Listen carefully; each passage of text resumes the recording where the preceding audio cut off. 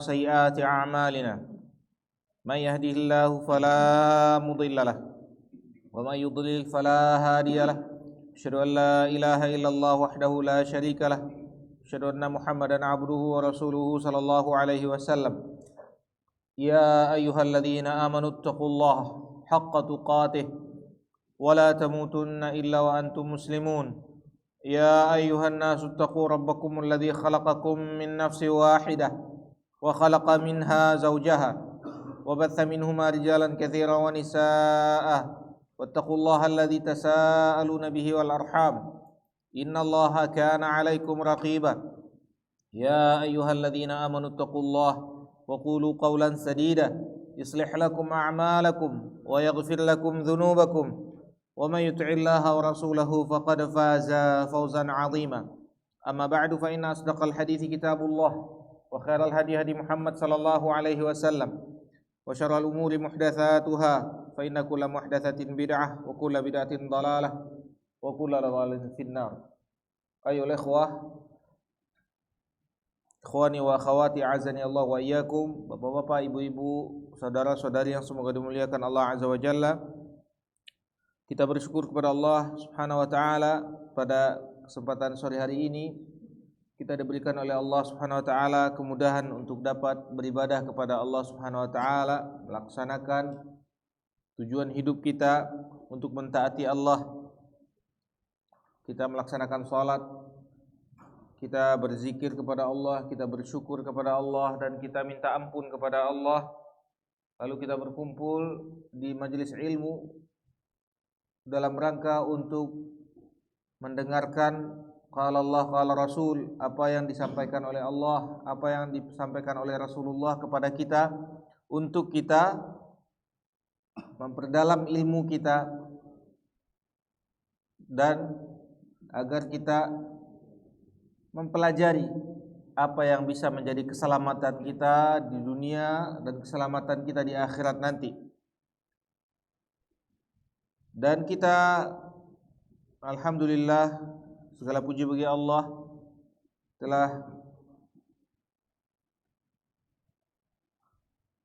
membahas kitab Riyadhus Shalihin min kalami Sayyidil Mursalin, tamannya orang-orang saleh, yang merupakan perkataan atau hadis-hadis dari junjungan atau pemuka para rasul, yaitu Muhammad sallallahu alaihi wasallam, yang mana hadis-hadis tersebut dikumpulkan oleh Syekh An-Nawawi rahimahullah taala rahmatan wasi'an di kitabnya Riyadhus Shalihin.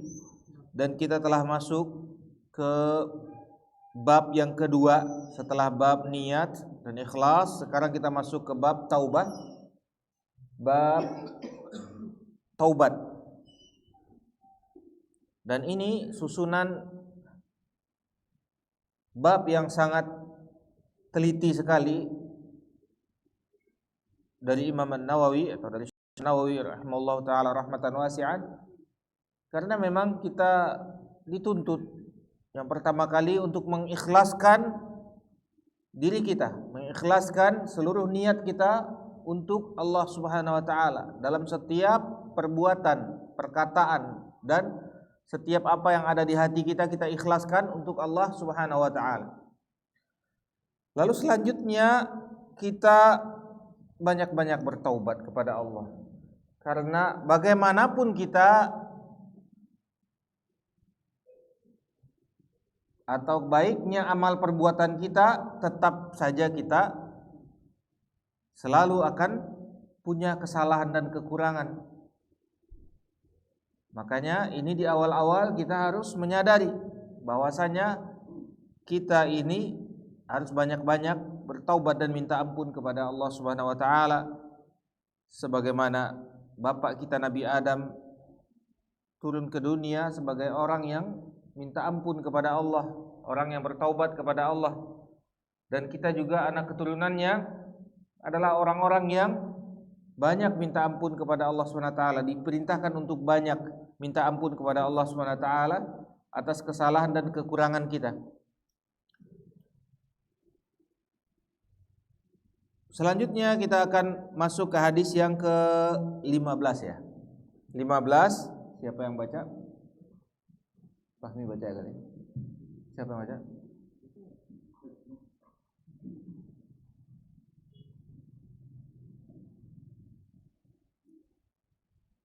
Bismillah. Alhamdulillahirabbil alamin. Wassalatu wassalamu ala Rasulillah. Amma ba'd. Qala al-mu'allif wa an Abi Hamzah Qala al-muallif rahimahullah, doakan. qala al-mu'allif wa an Abi Rahimahullah. qala al-mu'allif rahimahullah wa an Abi Hamzah Anas bin Malik al-Ansari khadimi Rasulillah sallallahu alaihi wasallam radhiyallahu anhu qala Rasulullah sallallahu alaihi wasallam. Ini Anas dari Abi Hamzah, itu Anas bin Malik. Anas bin Malik ini anaknya Muslim ya kalau nggak salah. Beliau dihadiahkan kepada Nabi SAW untuk mengabdi dari kecil. Akhirnya beliau bersama Rasulullah SAW, tumbuh bersama Rasulullah SAW, sudah dianggap sebagai anak oleh Nabi SAW. Tapi dia posisinya sebagai pembantu Nabi SAW kalau berwudu, kalau pakai sendal, pakai pakaian Nabi SAW, beliau yang membantu Nabi SAW. Asistennya lah yang paling ini. Asistennya Nabi SAW. Baik.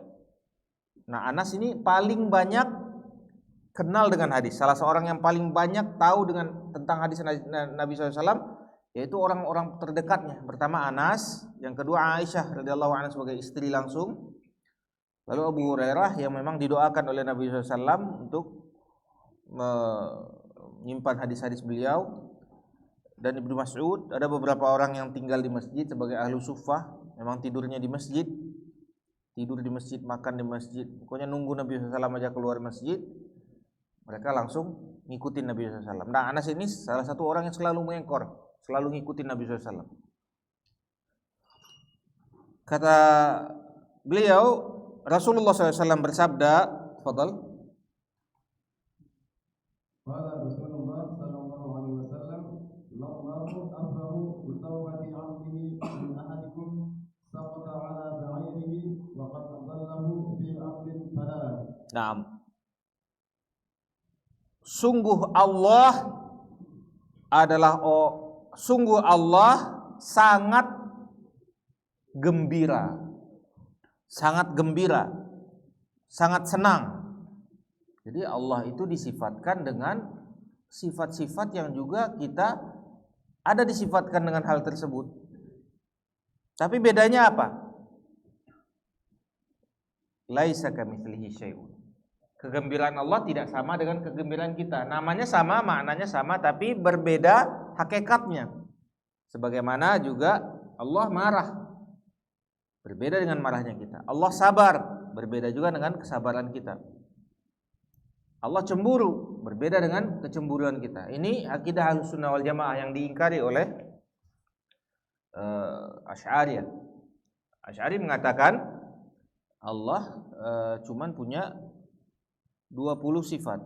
Sebagian lagi ya mengatakan cuman 7. Sementara kita mengatakan Allah semua sifat-sifat dan nama-nama dan sifat-sifat Allah yang ada sahih datangnya dari Al-Quran pasti sahih, dan dari hadis semuanya kita terima.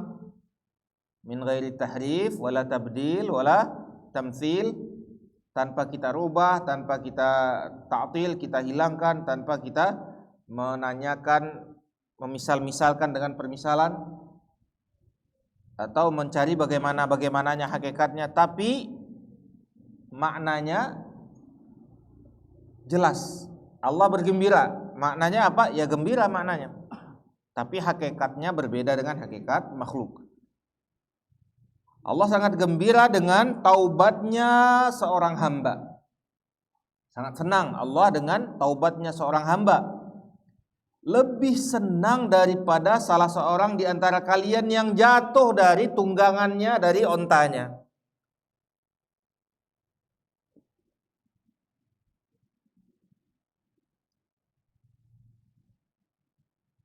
Yang mana onta tersebut, lanjut, waqad adall. Tunggu, waqad adallahu fi ardil falah. Dan onta tersebut sudah hilang di padang pasir yang sangat luas. Dia jatuh, ontanya hilang. Hah? Nah, cerita selanjutnya ada gimana? Kok bisa gembira? Cerita selanjutnya di hadisnya ini ya. Kalau salah hadis setelahnya ya. Nah, ya benar. Hadisnya panjang. Ini cerita lengkapnya di riwayat Muslim. Di riwayat Bukhari terpotong. Di riwayat Muslim ini lebih lengkap. Tafadhal. Wa fi riwayatin li Muslimin lallahu ashaddu farqan bi tawbati 'abdihi hina yatubu ilayhi min ahadikum kana 'ala rahilatihi bi 'abdin fala. Nah, Allah sangat senang dengan taubatnya hambanya ketika bertaubat kepadanya, lebih senang daripada salah seorang di antara kalian yang dia di atas tunggangannya. Dia berjalan di padang pasir, di atas tunggangan, padang pasir yang luas. Ardil falah itu nggak bisa kelihatan ujungnya, udah kosong. Coba kalau ke Saudi atau ke negeri Jazirah Arab, kalau melewati padang pasir itu memang nggak ada apa-apa, semuanya coklat aja. Gimana mereka hidup itu? Makanya orang Arab itu ketika di Indonesia langsung melihat surga katanya. Oh, surga. Kaget mereka ngelihat. Karena lihat ke depan cuman coklat, kanan coklat, kiri coklat, belakang coklat, nggak ada apa-apa, pasir aja semuanya. Kalau kita nggak kebayang ini, nggak pernah merasakan, surganya di Bogor, di puncak. Nah ini Ardil Falah ini memang nggak ada apa-apa, kosong, betul-betul nggak ada apa-apa. Lanjut, dia jatuh dari ontanya. Karena ala rahilati bi ardil falah, dia di atas ontanya di padang pasir yang sangat luas. Lanjut.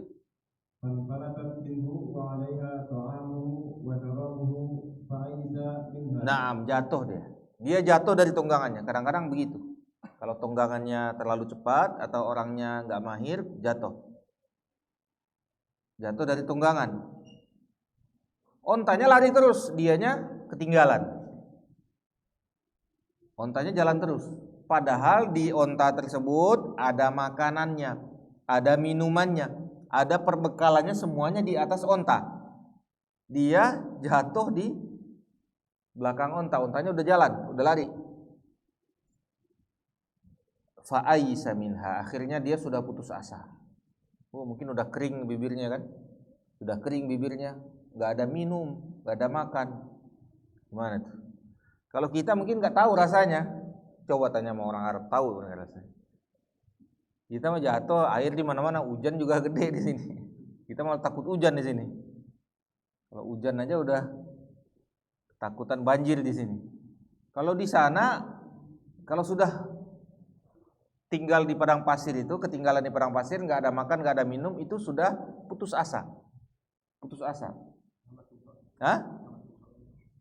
Iya, udah kayak kiamat, putus asa. Minum nggak ada, gimana minum nggak ada caranya? Kalau di sini kan, kalau kita kesasar jatuh di mana gitu kan, atau misalnya di hutan lah gitu, apa aja ada, ya kan? Minum ada, makan ada, santai lah. Orang makin senang ke hutan sekarang kan, nyari-nyari tempat di mana bisa tenang, lebih tenang ke daerah yang banyak pohon-pohon atau apa, ke tempat yang sepi. Tapi kalau di situ, di padang pasir itu, tempat sepi itu memang nggak ada apa-apa, betul-betul cuman pasir aja semuanya, depan, belakang, kiri, kanan pasir, nggak ada apa-apa. Akhirnya apa? Ya putus asa. Kita nggak tahu rasanya putus asa, tapi luar biasa. Ini coba bayangkan aja, kayak di laut lah. Kalau orang terdampar di tengah laut gimana rasanya? Nggak tahu mau kemana kan? Ke depan nggak bisa, belakang nggak bisa, nggak tahu kemana, bingung. Kadang-kadang malah penunggang onta dahulunya, ontanya yang tahu jalan, ontanya yang lebih tahu jalan. Ontanya kuat, ingatan onta itu kuat. Waqad aisa minhu, udah putus asa dia.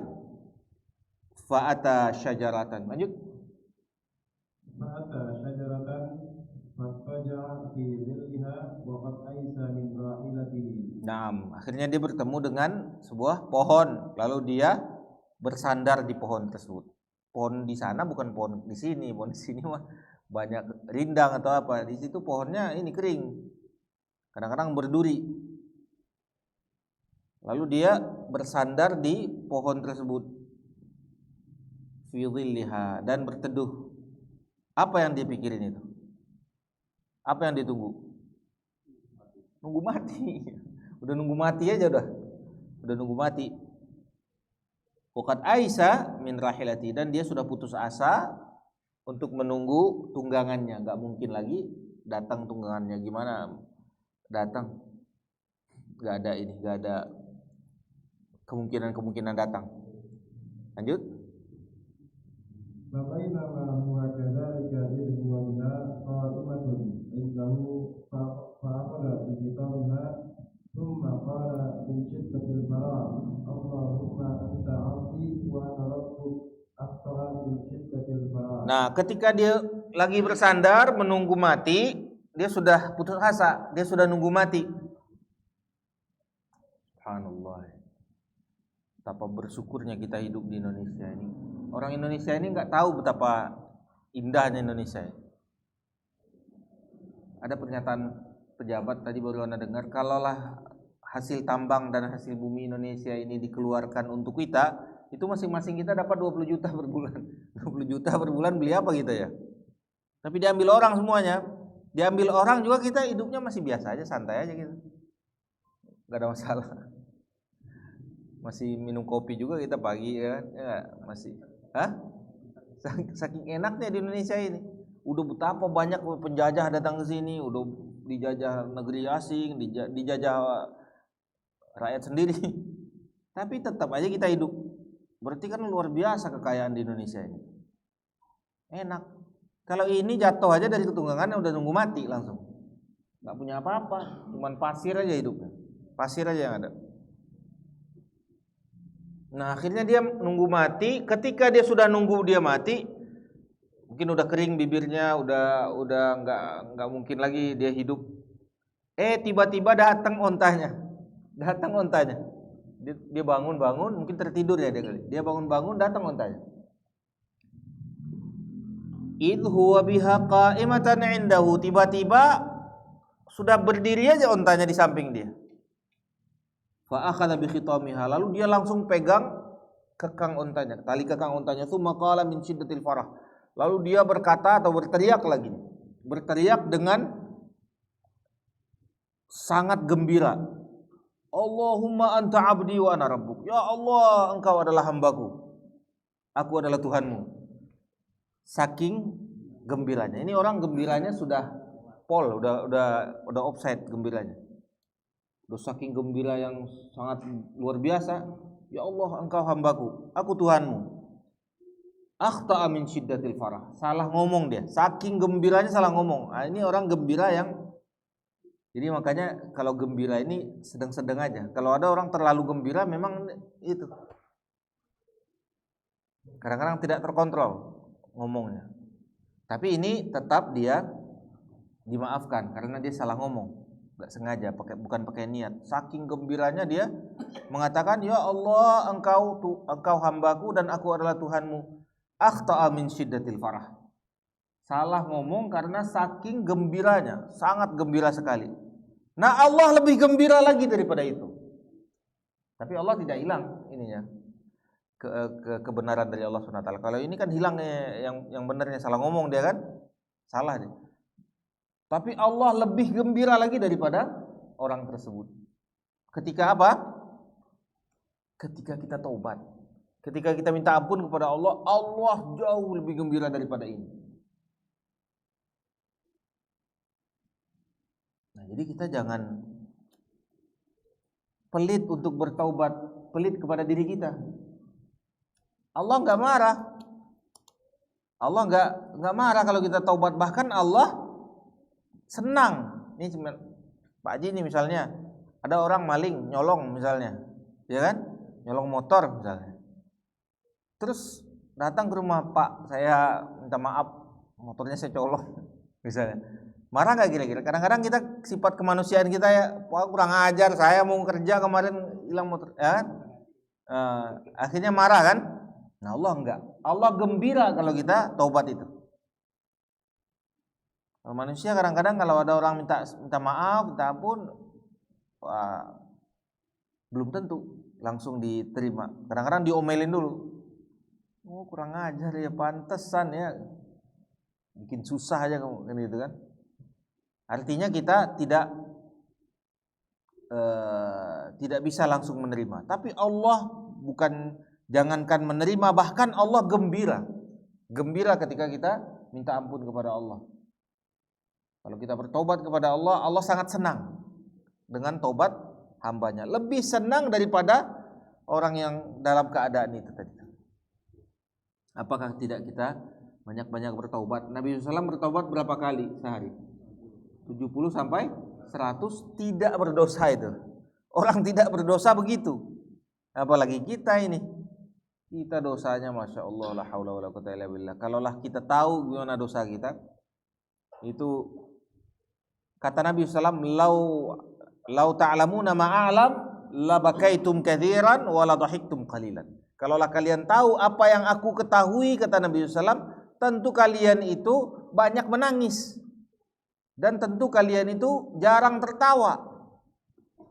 Dan kalian tidak akan bisa menikmati ranjang kalian dengan keluarga kalian. Hah? Kenapa banyak benjol? Kalau kelihatan dosanya. Iya, kalau kelihatan.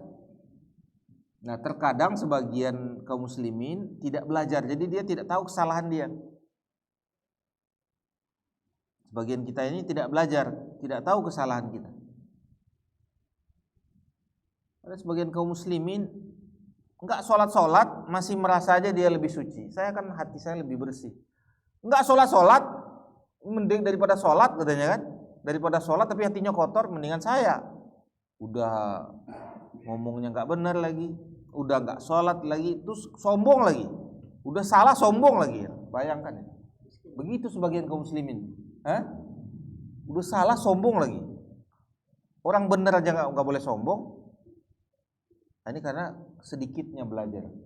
Kalau kita belajar mengetahui apa yang seharusnya kita ketahui, tentu kita banyak menangis, kata Nabi SAW. Kita sedikit tertawa. Taib. Hadis selanjutnya, tafadhal. Wa an Abi Musa Abdullah bin Qais al-Ash'ari radhiyallahu anhu. Nah, Abu Musa ini orang Yaman, dari Asy'ariyin, orang Yaman. Dan dia paling indah suara Al-Qur'annya. Dia baca Al-Qur'annya paling indah. Seperti serulingnya keluarga Nabi Daud, kata Nabi SAW.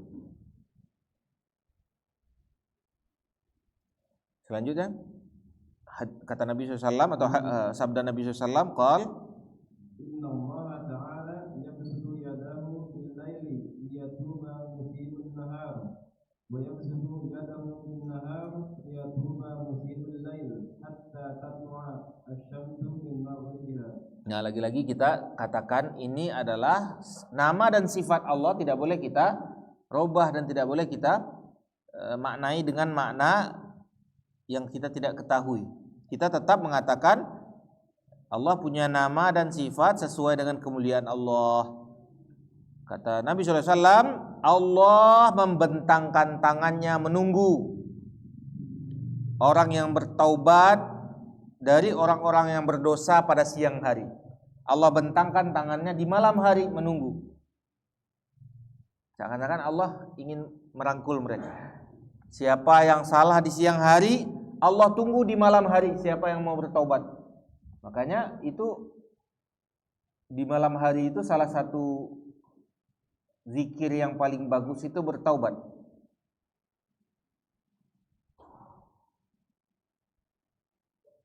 Wabil asharihum yastaghfirun. Di waktu-waktu sahur mereka beristighfar. Banyak-banyak beristighfar. Ciri-ciri orang yang saleh yaitu wabil asharihum yastaghfirun. di waktu-waktu sahur itu mereka beristighfar. Banyak-banyak kita baca astagfirullah, astagfirullah tubu ilaih, Allahumma gfirli wa tub alayya. Pokoknya banyak-banyak kita beristighfar. Misalnya kita sholat malam, habis sholat malam istighfar aja. Mana yang lebih bagus kita membaca misalnya alhamdulillah, subhanallah, Allahu akbar atau istighfar? Kalau ketika waktu-waktu malam atau waktu-waktu sahur itu lebih baik istighfar. Banyak-banyak istighfar karena ini ciri-cirinya orang-orang soleh zaman dahulu. Wabil asharihum yastaghfirun. Di waktu-waktu sahur mereka beristighfar. Lah Allah menunggu orang-orang yang salah di siang hari, Allah tunggu di malam hari. Siapa yang mau beristighfar, siapa yang mau bertaubat, siapa yang mau minta ampun, ditunggu oleh Allah SWT. Kira-kira nih kalau ada wali kota aja deh, wali kota aja nunggu kita, kira-kira kita datang nggak? Hah? Datang. Pak RT aja nunggu kita datang. Ada ikhwan kita Pak RT siapa man? Atau Pak RT ya? Hah? Pak RT manggil kita datang nggak kira-kira? Nungguin kita, ditungguin, ya kan? Tungguin, kok nggak datang? Kan nggak enak. Tunggu, ini Allah yang nungguin kita. Tungguin kita. Ditunggu oleh Allah. Siapa yang salah di siang hari ditunggu. Seakan-akan pengumuman siapa yang salah di siang hari ditunggu malam hari, kata Allah. Allah bentangkan tangannya untuk merangkul orang-orang yang salah di siang hari, ditunggu oleh Allah di malam hari untuk mau bertaubat. Taubat ini amalan yang sangat besar. Istighfar ini amalan sangat besar. Amalannya para nabi dan rasul, amalan orang-orang soleh. Bukan orang-orang yang salah aja istighfar. Orang-orang yang soleh. Kan kata Allah SWT, wa tubu ilallahi ayyuhal mu'minun. Bertobatlah kepada Allah orang-orang yang beriman. Bukan orang-orang yang bersalah, bukan. Orang-orang yang beriman. Kalau kita beriman, banyak bertobat kepada Allah SWT.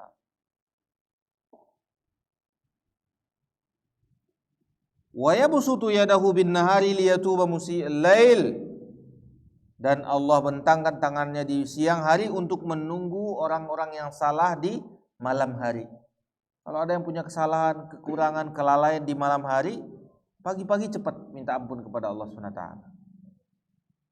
Ada orang datang kepada Nabi SAW, itu dia berbuat salah,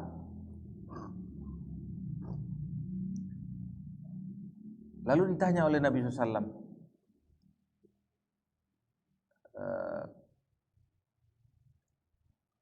dia di kebunnya ada anak perawan, anak perempuan duduk di kebunnya. Dia lagi berkebun, lihat anak perempuan. Allah ampuni kita semua. Lagi enak berkebun, tahu-tahu ada anak perempuan duduk. Dia datengin, dicium. Ini sahabat Nabi. Dicium. Habis itu astagfirullah katanya.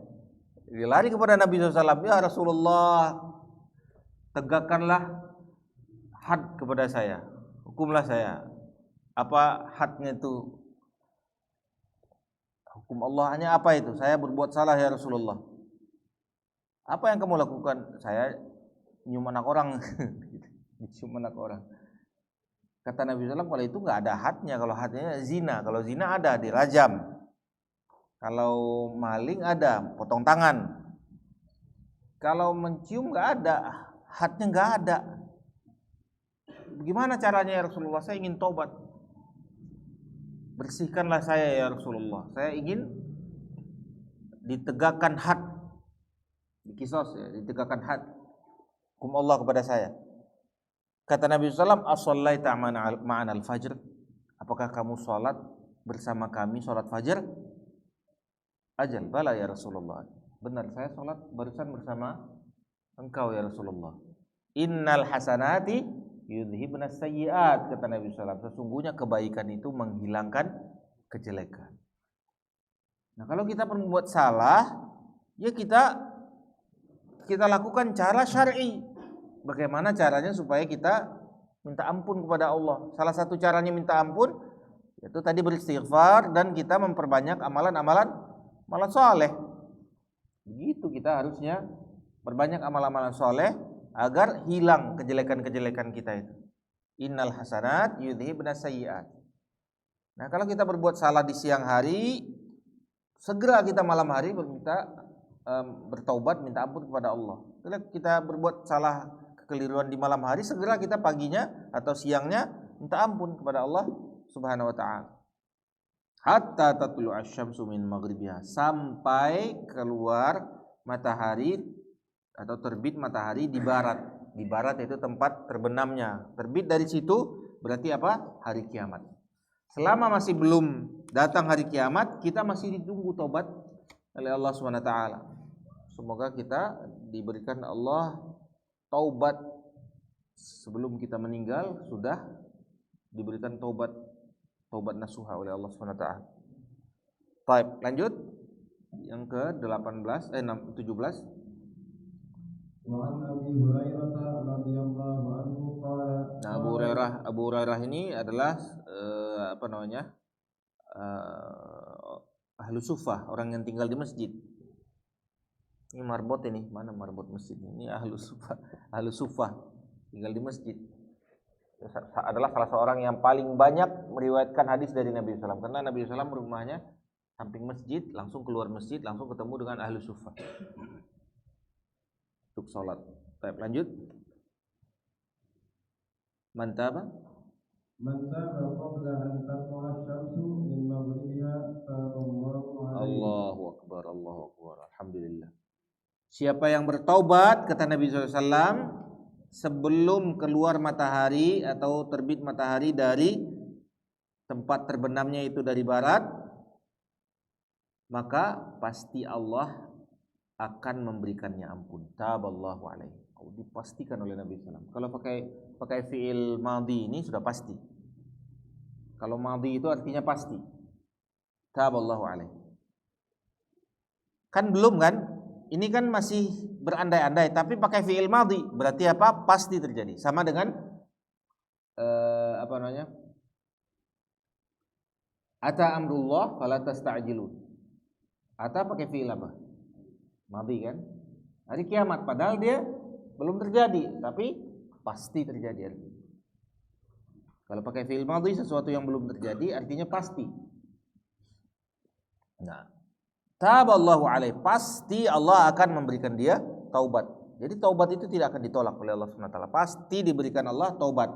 Tapi syaratnya berapa syaratnya kemarin tuh? Syaratnya harus cukup 3 dengan Allah, atau yang berhubungan dengan Allah 3. Yang berhubungan dengan manusia 1. Berhubungan dengan Allah apa? Yang pertama al-qala', meninggalkan. Yang kedua an-nadam. Yang ketiga menyesal. Yang kedua menyesal. Yang ketiga azam, punya keinginan keras atau keinginan kuat, tekad untuk tidak mengulangi lagi.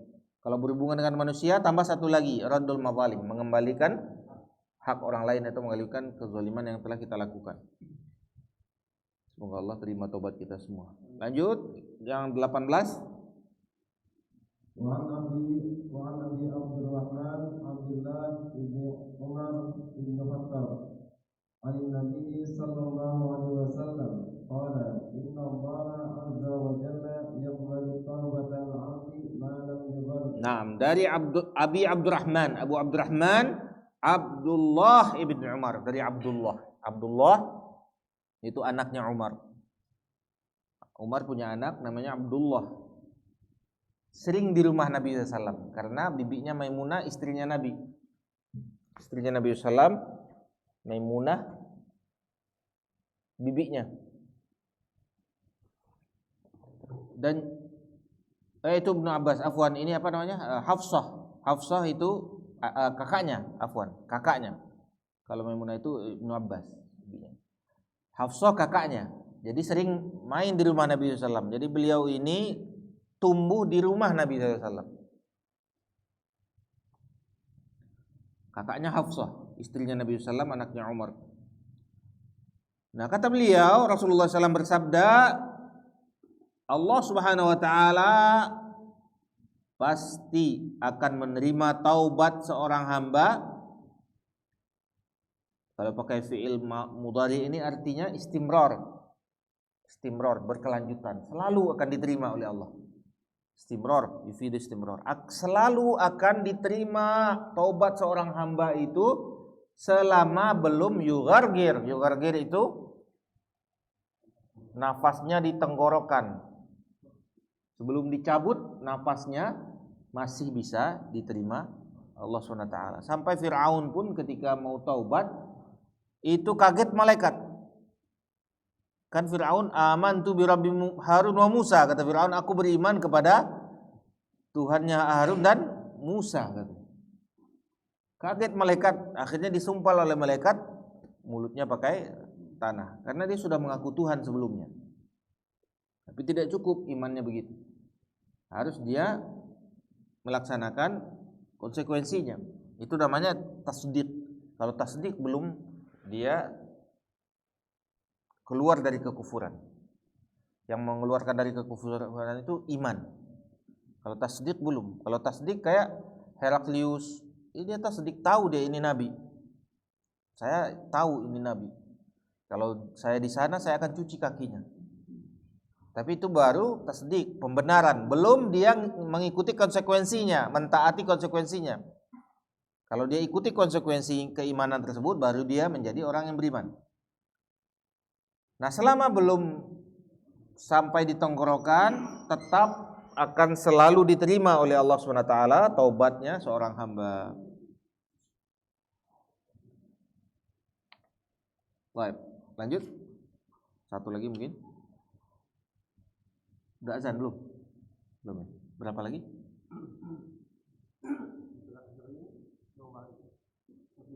Ya, satu lagi.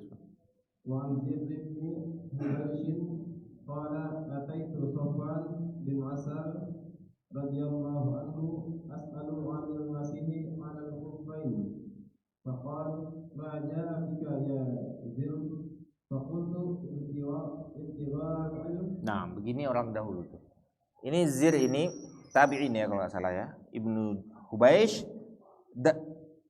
datang kepada Sofwan ibn Asal. Sofwan ibn Asal ini sepertinya sahabat.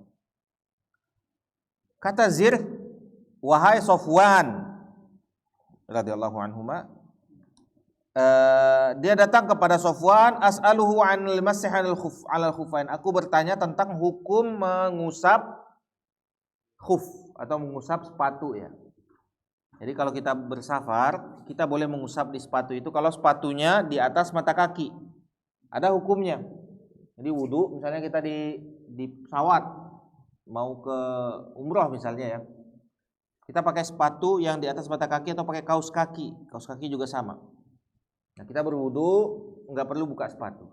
Cuman kan ada itu tuh, ada stafel ya. Setelah selesai wudu, sebelum ketika tinggal kaki, tinggal diusap gitu. Ada syarat-syaratnya. Syaratnya memakai sepatu itu dalam keadaan berwudu dulu. Dan cuman 3 hari 3 malam bolehnya. Kalau yang safar jauh, kalau dia bersafar. Kalau tidak safar 1 hari 1 malam. Nah, ada hukumnya. Beliau ini bertanya, Zir ini bertanya kepada Sofwan ibn Asal. Faqala ma ja'a bika ya Zir? Kenapa kamu datang ke sini? Ada apa? Ada yang bisa dibantu? Istilahnya begitu. Faqultu ibtigha al-ilm. Aku ingin ilmu. Nah, ini yang ilmu. Ilmu itu apa? Qala Allah, qala Rasul. Itu yang ilmu. Bukan ilmu matematik, fisika, kimia, biologi, apalagi ilmu filsafat. Itu belum tentu ilmu, itu masih teori. Kadang-kadang berubah. Dulu katanya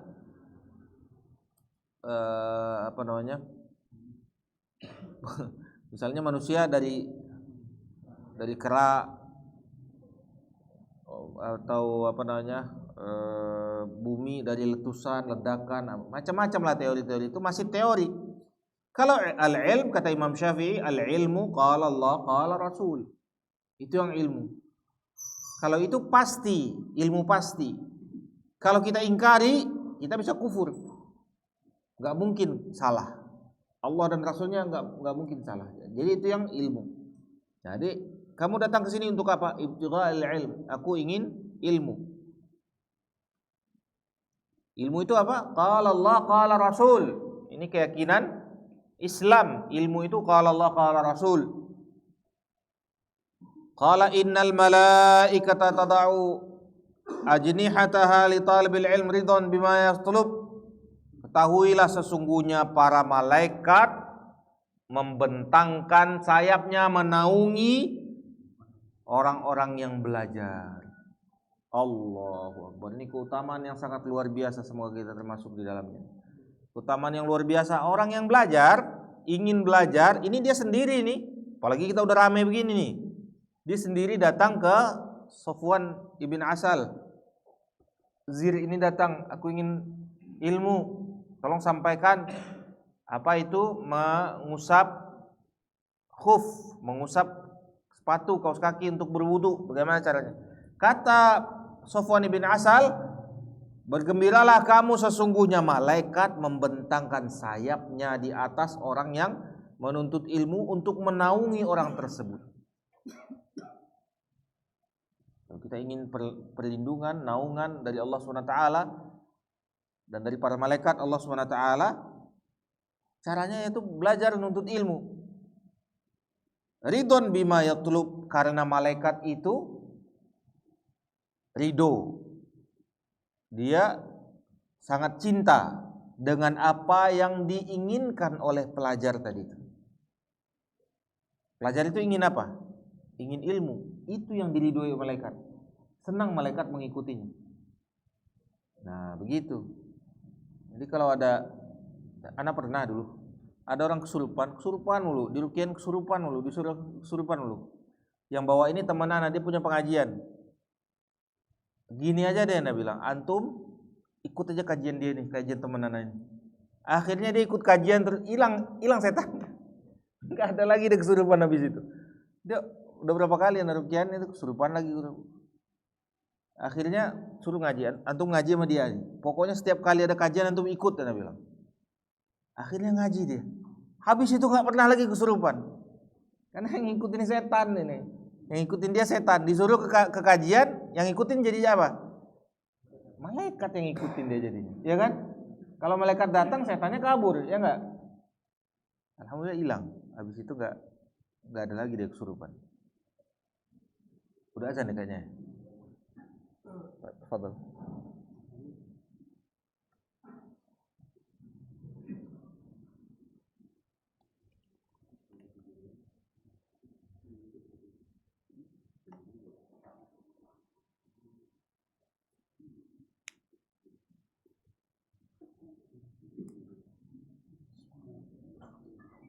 Sallallahu alaihi wasallam.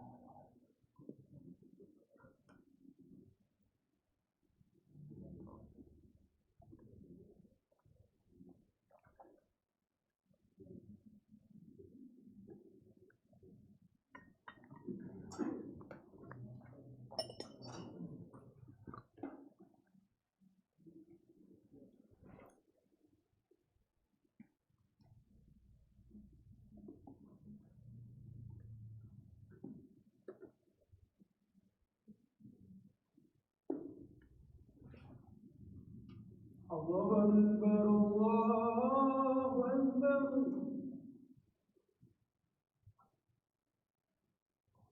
Allahu Akbar, Allahu Akbar.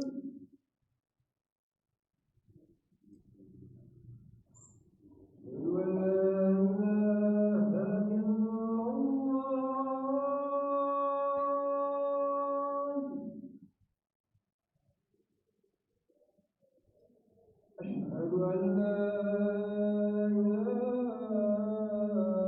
إلا الله.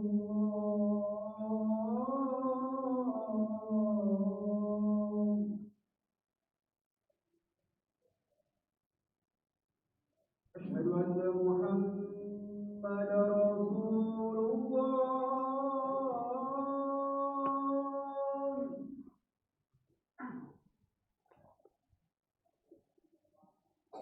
أشهد أن محمدا رسول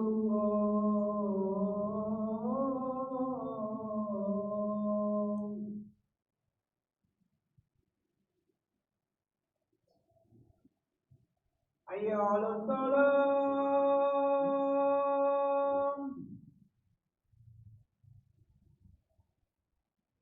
حي على الصلاة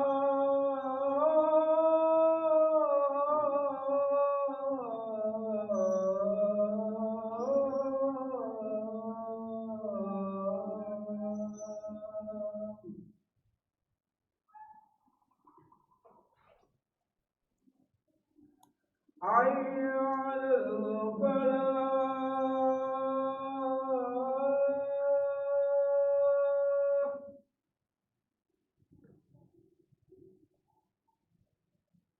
حي على الفلاح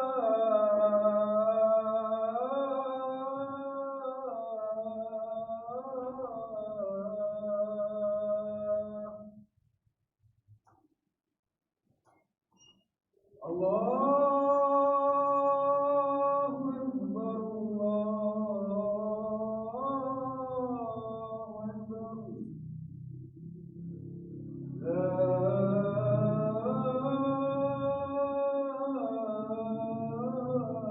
إله إلا الله.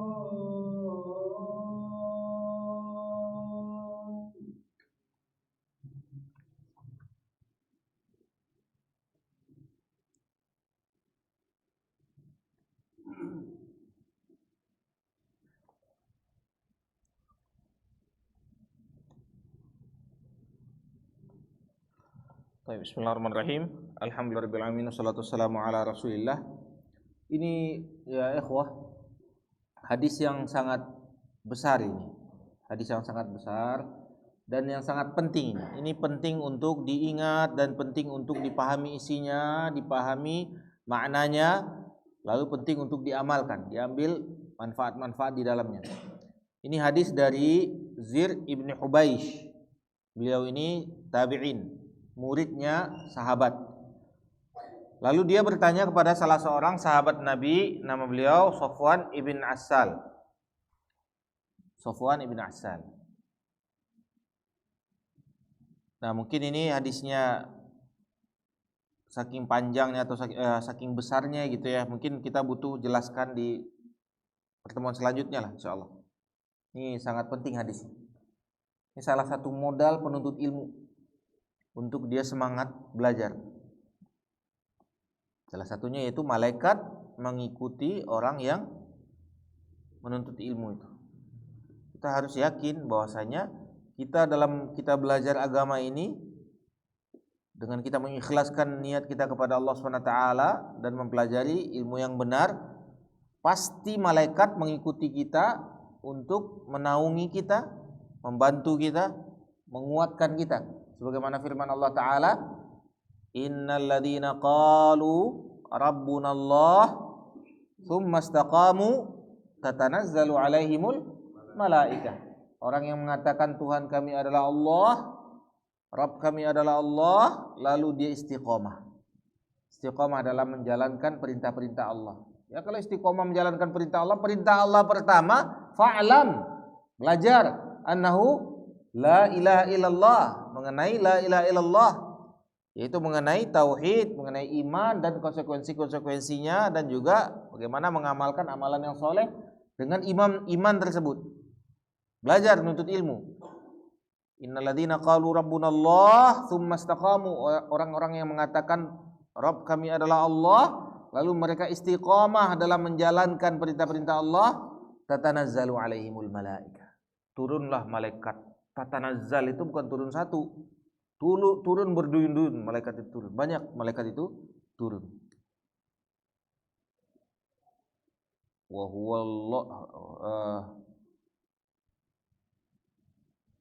huwal qahiru fawqa ibadihi wa yursilu alaikum hafadhah.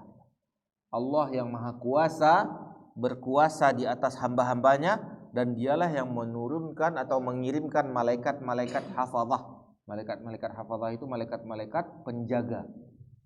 Jadi orang beriman itu dijaga oleh malaikat. Berbeda Cahayanya aja orang beriman itu berbeda. Coba antum lihat, kalau antum pakai perasaan aja deh. Kalau dalil sudah pasti, sudah jelas. Pakai perasaan aja. Lihat muka orang yang beriman dengan muka orang kafir, coba lihat. Beda rasanya. Ya nggak? Beda nggak kira-kira dilihat? Kayak aneh gitu.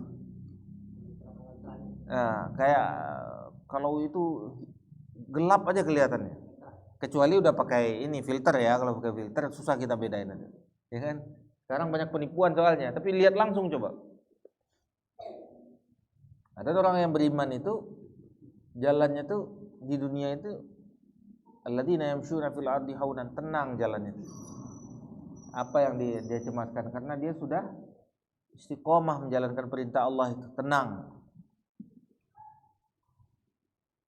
Nah, maka Allah Subhanahu wa taala itu berkuasa di atas hambanya dan Allah mengirimkan malaikat-malaikat hafazah, para penjaga-penjaga, malaikat-malaikat penjaga. Kalau kita ingin rumah kita dijaga oleh malaikat, ingin diri kita dijaga oleh malaikat, ingin keluarga kita dijaga oleh malaikat dengan penjagaan Allah Subhanahu wa taala, ya kita amalkan amalan yang saleh, kita istiqomah. Dan juga yang terbesar salah satunya kita nuntut ilmu, belajar, ajar diri kita pertama kali dulu. Terus kita ajarin anak kita. Anak kita jadi pelajar, mempelajari perintah-perintah Allah. Istri kita ajarkan mempelajari perintah-perintah Allah.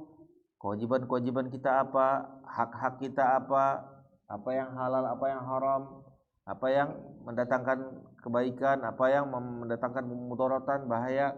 Bagaimana cara mendekatkan diri kita kepada Allah, bagaimana menjauhkan dari setan, bagaimana kita mendekatkan diri kepada Allah, bagaimana kita bisa meraih surga, bagaimana kita berlindung dari neraka. Nah, kalau kita sibukkan diri kita itu, maka insya Allah itu Allah SWT akan mengirim para malaikatnya kepada kita. Nah, salah satu cara terbesar supaya kita dijaga oleh para malaikat, kita istiqomah dalam menuntut ilmu, belajar. Jadikan belajar itu sebagai kegiatan rutin, seperti kita makan dan minum. Bahkan kata Imam Ahmad dan ulama yang lainnya, lebih penting daripada makan dan minum. Karena makan dan minum itu cuman perlu sekali sehari atau 2 kali sehari. Tapi kalau ilmu ini, setiap tarikan nafas kita itu butuh ilmu. Setiap perbuatan kita itu butuh ilmu. Setiap apa yang kita lakukan itu butuh ilmu. Kita misalnya minum, butuh ilmu nggak nih? Kita baca Bismillah, Alhamdulillah, kayak tadi belajarnya Bismillah, Alhamdulillah. Nah, setiap apa yang kita lakukan itu dilandasi dengan ilmu. Ada dalil, ada ilmu. Kita tahu ini dari Allah dan Rasulnya, perintah-perintah Allah dan Rasulnya. Bagi yang mengerti, kita sedang dihadapkan dengan sesuatu yang kita itu harus punya modal. Modal kita itu ilmu. Nah, dengan ilmu itulah kita nantinya akan datang penjagaan Allah. Allah akan mengirim para malaikat kepada kita untuk kita dijaga oleh Allah SWT dengan para malaikatnya. Semoga Allah SWT berikan kepada kita ilmu yang bermanfaat dan amal yang saleh.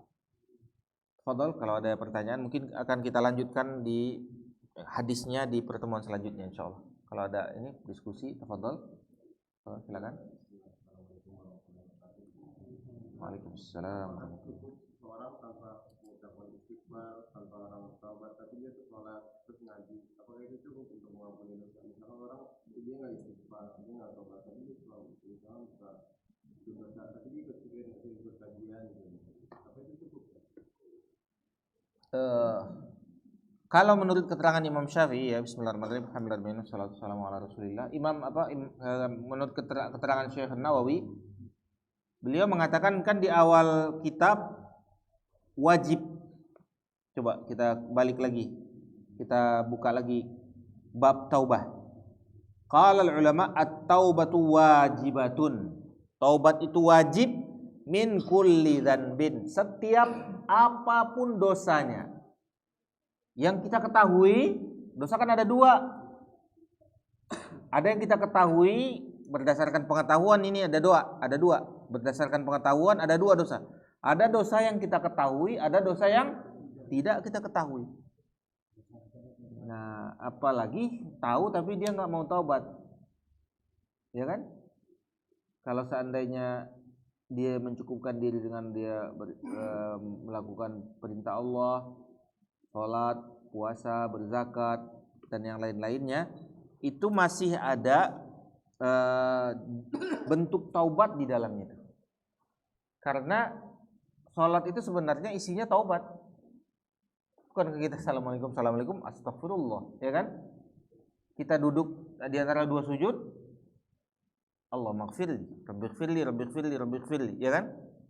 Atau rabbighfirli, wajburni, warfa'ni, ya kan? Ada istighfarnya di dalam.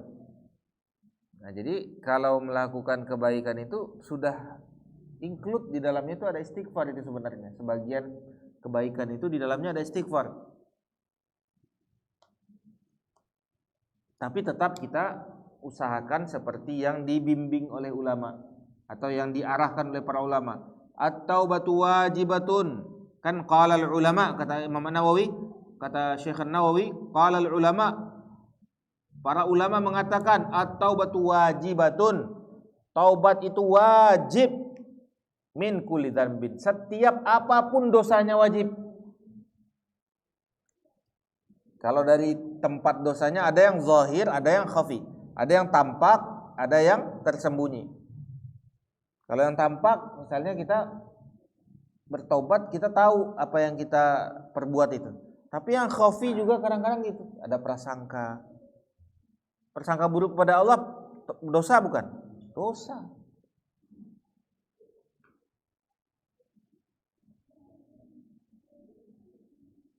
Yadhunnuna billahi dhanna saw alaihim dairatus saw, kata Allah. Mereka berprasangka buruk kepada Allah. Mereka yang akan dapat keburukan, orang yang berprasangka buruk itu kepada Allah SWT. Misalnya kita lalai dalam berzikir, atau misalnya kita suudzon kepada manusia, berbagai macam itu yang di dalam hati itu juga ada dosa-dosa juga atau potensi-potensi dosa juga. Maka kita wajib beristighfar dan minta ampun. Nah, caranya tadi dua. Yang antum bilang tadi, pertama dengan amal-amal soleh, ibadah. Yang kedua dengan taubat yang dia nyatakan juga kepada Allah. Seperti Nabi SAW bertaubat 70 kali sampai 100 kali. Allahumma gfirli. Kata sahabat yang mendengarkan Nabi SAW, saya mendengarkan Nabi SAW di satu majelis duduk hampir 100 kali membaca astaghfirullah wa atubu ilaih. Astaghfirullah wa atubu ilaih. Astaghfirullah wa atubu ilaih. Terdengar Nabi SAW mengucapkan itu. Sambil duduk baca astaghfirullah wa atubu ilaih. Astaghfirullah wa atubu ilaih. Astaghfirullah wa atubu ilaih. Nah, makanya kita kalau lagi bengong, lagi enggak ada ngobrol, nggak ada apa, cepat kita itu ambil waktu kosong itu untuk beristighfar. Astagfirullah tuh. Nabi SAW saja yang tidak berdosa beristighfarnya begitu. Apalagi kita yang punya salah, punya banyak kekurangan. Nah, kita beristighfar di waktu-waktu senggang. Tapi kalaupun tidak beristighfar ataupun kalaupun kurang di istighfar ini, amal soleh tersebut juga sebagaimana sabda Nabi SAW yang kita bacakan tadi. Ketika beliau bertanya kepada orang yang berbuat salah itu, as-shallaita ma'ana al-fajr, apakah kamu sholat bersama kami tadi sholat fajar? Kata dia iya. Innal hasanati yudhibna sayyi'at, kata Nabi SAW. Hasanat, pahala atau kebaikan tersebut akan menghilangkan kejelekan dari dosa-dosa. Maka dosa-dosa hilang dengan amal-amal soleh. Dan betapa hebatnya tuh sholat fajar itu. Salat fajar itu luar biasa. Hah? Nah, salat sunatnya baru itu, apalagi salat fajarnya. Apalagi salat subuhnya. Sunnah fajarnya aja, sunnahnya ini bukan salat fardu, yang sunnahnya aja lebih baik daripada dunia dan segala isinya. Apalagi salat subuhnya. Subuh itu kan salat fajar. Apalagi salat fardunya, subuhnya. Nah, makanya sangat rugi orang yang meninggalkan sholat subuh itu. Salah satunya yang paling rugi itu orang munafik, karena mereka subuh itu yang biasanya mereka tinggalin. Subuh dan Isya. Kerja sebelum subuh, bagaimana itu? Dulu aja orang munafik sholat di masjid. Ini ajib ini. Sebagian berprasangka itu fatwanya atau itu mazhabnya Imam Syafi'i. Kata mereka tidak wajib ke masjid. Kan di Indonesia ini begitu mazhab mereka. Ya kan? Ke masjid itu cuman fadilah, keutamaan aja. Yang penting sholat di rumah. Enggak. Ke masjid ini wajib. Masa Nabi SAW mau bakar rumah orang kalau bukan wajib? Ngomong aja Nabi SAW wajib enggak? Ngomong aja Nabi SAW berarti wajib. Misalnya disuruh nih, nah janganlah Nabi SAW, ibu kita lah nyuruh. Nak, kata ibu kita kan, pergi ke warung beli gula, wajib enggak? Wajib. Ya kan? Itu baru orang manusia biasa itu. Apalagi Nabi SAW yang menyuruh. Ini bukan cuma menyuruh saja Nabi SAW, mau bakar rumah orang yang enggak ke masjid. Ini udah wajibnya, udah berapa wajibnya itu? Udah betul-betul jelas wajibnya itu. Siapa yang tidak ke masjid, kata Nabi SAW, aku ingin satu hari, aku minta tolong gantikan orang yang bisa jadi imam. Saya akan cari di rumah-rumah ini siapa yang enggak datang sholat ke masjid, aku akan bakar rumah-rumah mereka ini, kata Nabi SAW. Kalau Nabi SAW ingin bakar rumah mereka, kira-kira wajib atau tidak? Kok bisa dibilang gak wajib sama mereka ini? Di Indonesia ini kok aneh ini? Ya, aneh. Imam Syafi'i gak bilang gak wajib, tapi artinya tetap sah ya, sah. Kalau sahnya memang ada perbedaan pendapat para ulama, tapi wajib memang wajib. Orang munafik aja di masjid. Orang munafik aja sholat di masjid. Kok ini di mobil dia sholat, pergi ke kantor di mobil dia sholat? Kalau sholat juga itu kadang-kadang sholatnya sampai di kantor baru sholat. Kalau sholat itu kadang-kadang nggak sholat. Allahumma musta'an. Itu mau kita bilang apa itu? Kita bilang orang yang sesuai perintah Allah enggak? Kita bilang orang munafik, agak berat juga kita ngomong. Jadi berat orang-orang yang nggak datang ke masjid. Nah, maka kita kembali lagi ke yang tadi, amal ibadah itu nanti menghilangkan dosa. Amal ibadah itu menghilangkan dosa. Tapi tetap kita diwajibkan untuk banyak-banyak beristighfar. Tetap kita wajib beristighfar. Kan ini perintah. Wa tubu ilallahi jami'an. Taubatlah kepada Allah jami'an, semua. Bukan cuman yang berdosa aja, semua, mau yang baik, mau yang jelek, mau yang dia beriman, kuat iman, mau yang lemah iman, mau yang dia suci, mau dia yang berdosa, semuanya jami'an. Tubu ilallah. Minta ampun kepada Allah semuanya jami'an ayyuhal mu'minun. La'alakum tuflihun.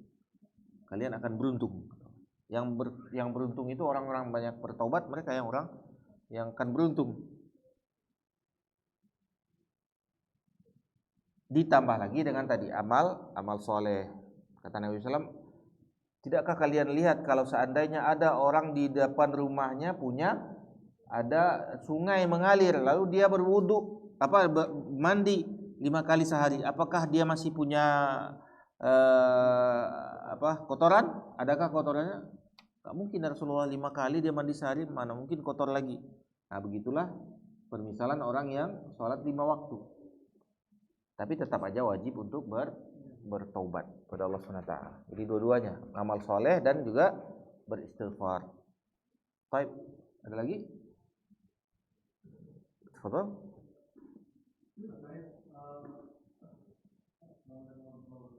Assalamualaikum warahmatullahi wabarakatuh.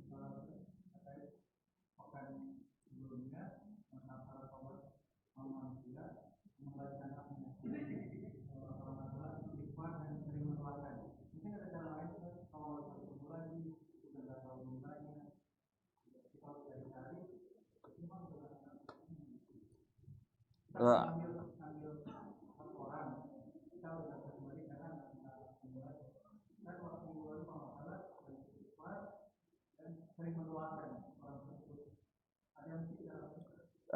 Bismillahirrahmanirrahim. Alhamdulillahirabbil assalatu wassalamu ala Rasulillah. Ada sebagian ulama, kalau seandainya kita mengambil hak orang lain, kata sebagian para ulama, kita bersedekah atas nama dia. Tapi ada lagi, ini kembali lagi ke masalah apakah bisa menghadiahkan pahala. Kata Imam Ahmad sampai, kata Imam Syafi'i enggak sampai. Nah, kita hadiahkan pahalanya ke dia. Bagi yang mengatakan sampai. Tapi ada lagi masalahnya, dia enggak niat gimana? Dia enggak niat sedekah. Kalau dia ketemu bisa jadi dia enggak niat. Kan innamal a'malu binniyat. Sebenarnya amal itu harus ada niatnya. Kalau dia enggak pakai niat berarti enggak sampai. Jadi ada diskusi para ulama begitu. Kalau bisa kita lakukan dua-duanya, kita coba aja dua-duanya. Yang penting kita berusaha bagaimana mencari jalan kepada Allah SWT supaya bisa kita mendapat ridho Allah. Kita coba ini, kita coba ini, kita coba aja. Kita minta ampunkan dia. Kita mendoakan dia ya. Mendoakan dia. Lalu kita berusaha, misalnya kita coba bersedekah atas nama dia. Ya kita coba aja. Kita berusaha apa yang bisa kita lakukan. Baik. Terakhir ada lagi? Lanjutannya termasuk ke orang tua sendiri atau paman atau maksudnya ke keluarga sendiri lah gitu. Jadi memang harus kembalikan haknya juga. Meskipun sama orang tua ataupun paman ataupun siapa gitu ya. Yang masih ada kerabat. Pernah mengambil hartanya maksudnya? Maksudnya ya orang yang namanya orang tua suruh beli ini misalkan ternyata kembaliannya Oh masih kecil. Ya masih kecil maksudnya awal setelah balik lah. Iya. Kalau anak harus, tapi kalau kebalikannya orang tua nggak harus. Karena anta wa maluka li abika, kata Nabi SAW, kamu dan hartamu punya bapakmu. Orang tua yang punya harta anak itu. Kalau orang tua ngambil harta anak nggak apa-apa. Tapi kebalikannya, anak ngambil harta orang tua nggak boleh. Nggak boleh. Jadi kalau orang tua misalnya ngambil harta anaknya nggak ada masalah. Bahkan sampai kisos saja nggak ada bagi orang tua. Misalnya ada orang tua bunuh anak, nggak dikisos dalam Islam. Karena ini anaknya dia, berarti ada masalah yang betul-betul nggak mungkin lagi bisa ya. Hasil usahanya dia. Tapi kebalikannya, kalau anak ngambil harta orang tua harus dikembalikan. Harus dikembalikan. Kalau sudah meninggal tadi ya. Masih ada balikin. Balikin. Kalau orang tua balikin. Dibalikin. Jangankan diambil, seharusnya kita lebihin. Orang tua lebihin. Ibadah. Enggak, kan masih hidup. Kalau masih hidup balikin. Lebih gede dosanya. Lebih gede dosanya. Itu kan jadinya uquq. Kalau seandainya kita menzolimi orang tua itu jadi uquq. Jadi dosa kezoliman juga, dosa ini juga dosa durhaka juga. Kita kembalikan dan kita lebihin. Kalau orang tua itu diusahakan kita lebihkan. Artinya kita berinfak itu diutamakan kepada orang tua setelah yang wajib ya. Wa yas'alunaka madza yunfiqun, mereka bertanya kepada engkau wahai Muhammad apa yang sepantasnya mereka infakkan. Qul ma anfaqtum min khairin falil walidain, pertama kali. Sebaik-baik infak yang kamu infakkan hartamu, sebaik-baiknya kamu keluarkan hartamu itu pertama kali untuk kedua orang tua dulu. Kedua orang tua dikasih dulu. Walil aqrabi falil walidaini wal aqrabin ya. Itu kepada orang-orang dekat, kepada anak yatim. Nah, ini sebaik-baiknya kita harta kita arahkan ke situ, ke orang tua kita. Nah, jangan sampai kebalikan, jangan sampai malahan orang tua kita yang kita ambil hartanya, jangan. kita kasihin, apa yang kita punya itu kita kasihin ke orang tua. Kita usahakan. Kan kita juga kadang-kadang ya kita sebagai laki-laki ini cerita laki-laki. Kadang-kadang kita juga merasa bersalah ya. Anak orang baru kenal kok kita kasih duit ya. Ya kan? Anak perawan orang ya. Baru kenal ya, ijab kabul kok dikasih duit. Orang tua belum, ya kan? Dulu sempat itu orang tuanya juga begitu. Kamu sebelum ngasih anak orang tua dulu kamu kasih ya, gitu. Ya kan? Masa baru kenal langsung dikasih duit, langsung dikasih rumah, langsung dikasih fasilitas, langsung dikasih makan, minum, apa dia mau, pakaian segala macam dikasih. Orang tua belum dikasih. Nah, seharusnya kita sisihkan sedikit buat orang tua kita. Memang ini keluarga ini wajib. Apalagi kalau kita sudah punya anak, kewajiban kita. Tapi kita sisihkan buat orang tua kita juga harus. Kita sisihkan buat orang tua kita. Ada syekh ketika ditanya, "Ya syekh, bolehkah saya memberikan harta zakat saya untuk orang tua saya?" Menangis saya. Menangis syekhnya itu langsung. Sampai segitunya kalian menganggap orang tua kalian itu harta kalian itu punya orang tua kalian semuanya itu. Menangis saya, ada lihat di Saudi. Harta kalian itu punya orang tua kalian itu semuanya itu. Bukan berzakat kepada orang tua. Zakat itu harta kotor, mau membersihkan harta. Harta kotor itu dikasih orang lain, membersihkan harta. Harta yang betul-betul harta dari harta kita yang di tangan kita itu kita kasih orang tua kita. Karena orang tua kita itu lebih berhak untuk harta kita. Diambil aja nggak dosa dia.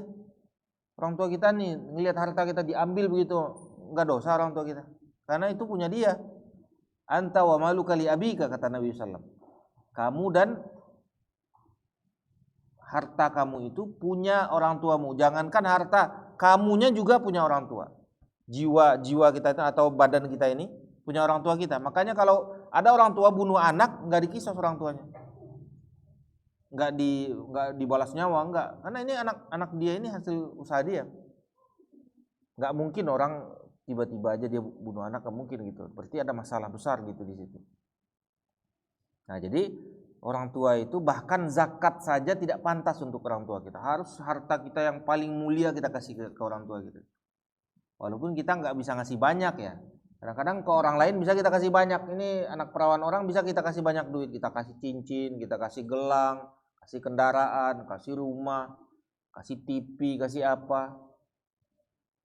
Kadang-kadang radio orang tua rusak nggak sempat kita perbaikin, kayak gitu kan.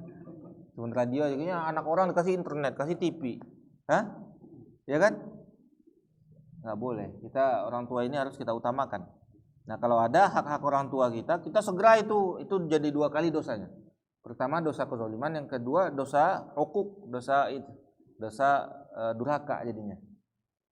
Harus kita selesaikan, kebalikan. Saudara juga.